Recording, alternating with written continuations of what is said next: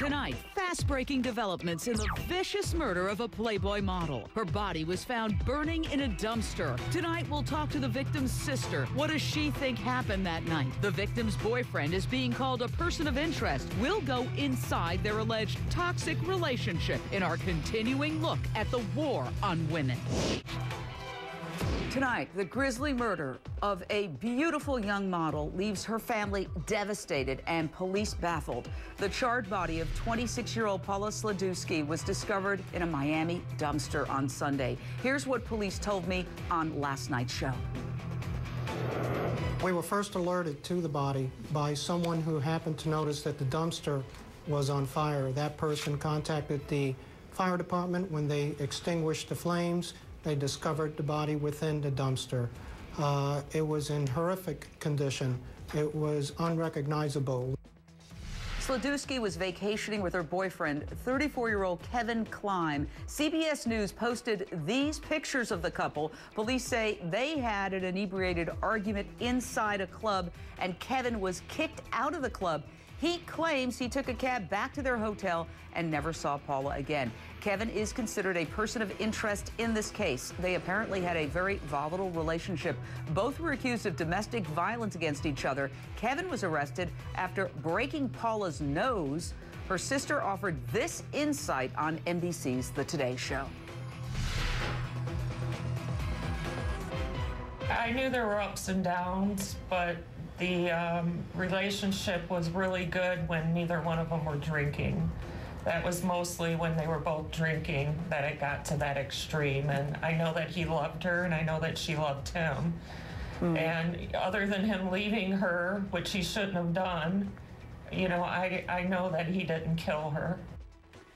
Tonight we have a team of experts that we hope will help us solve this baffling, tragic case. On my fantastic expert panel, Mark Eiglarsh, criminal defense attorney and adjunct law professor at the University of Miami School of Law. Irene Marie, a former international fashion model and fashion columnist out of Miami, is going to give her insight. Steve Kardian, former criminal investigator who has done a shocking expose of nightclub dangers to women across the nation. He's going to share that with us. Brad Lamb, intervention specialist and author of How to Change Someone You Love. I want to turn to Irene Marie, a former international fashion model who works out of Miami. Irene, sometimes it seems like really beautiful women, and you've dealt with many models, have a target painted on their back where they're in a club, and especially if they're drinking, they are a target. Well, that's certainly true, and that's why it's so important that young women understand that, you know, they have to take care of themselves. No one else is going to. And if they, of course, they're young and they want to have fun and they want to go out and dance, but they've got to know that there's dangers that are involved with that, and that if they don't really watch out and be aware of what's around them, who's around them, whether it's somebody putting something in a drink or somebody following them out. We can't always talk about modifying the behavior of women when we're talking about the war on women. What about modifying the behavior of the violent men responsible for the violence? You know, we put women in a psychological burqa in this country where we're afraid to go anywhere. Now we're afraid to dance. We've seen many cases where people break into women's houses and rape them and kill them while they're asleep. And yet we're always talking about women, be careful and watch out. Yes, that's important. But what about figuring out why there is so much horrific violence against women? Everybody stay right where you are. We're going to have more on this horrifying murder. I want to go straight out to Mark Eiglarsh, who's not only an amazing attorney, but is based out of Miami. Mark, give us a sense of the neighborhood that this club is in. Is it a rough neighborhood? If, in fact, the boyfriend's accurate and is telling the truth when he said he left her there, what might she have encountered when she left that club, either in the early morning hours or very, very late at night? I'll say this, I take my 3 young children many places here in South Florida. I wouldn't take them to that area. And if you're clubbing, you need to be very safe when you leave that particular club because, yeah, it's surrounded by people who, many of whom have records dating back to the disco crisis.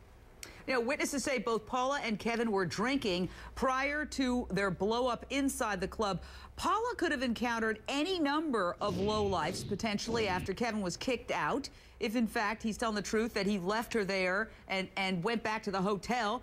Police are now examining the surveillance video, as you heard from the mom, from inside the club, but it apparently is very dark, and we don't know how much it shows. So they're trying to enhance the footage. Steve Kardian, you actually did an undercover investigation on nightclub dangers for Inside Edition. You went to New York City hotspots with a hidden camera.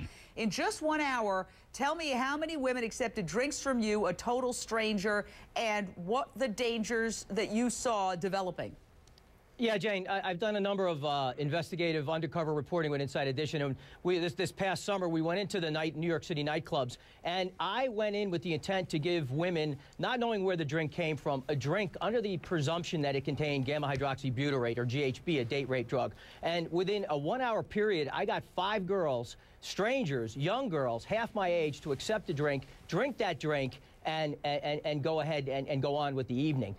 It was very disturbing. It was very upsetting. As the night went on, the behavior deteriorated increasingly to the point where it was unbelievable the amount of disrespect that was shown to women, the groping that went on, the women that were barely unable to walk out of that club. They are soft targets, what we refer to in the industry. Well, let me say this. On New Year's Eve, I was in, and this is the video, some of your undercover investigation in the New York City clubs. Well, I'll go to the other coast. I was in Los Angeles. I went to a party. It was about 2 in the morning. I decided, I was in a car with a friend. I said, let's go and see what's happening on Santa Monica Boulevard and just drive along. And it seemed like a fun idea.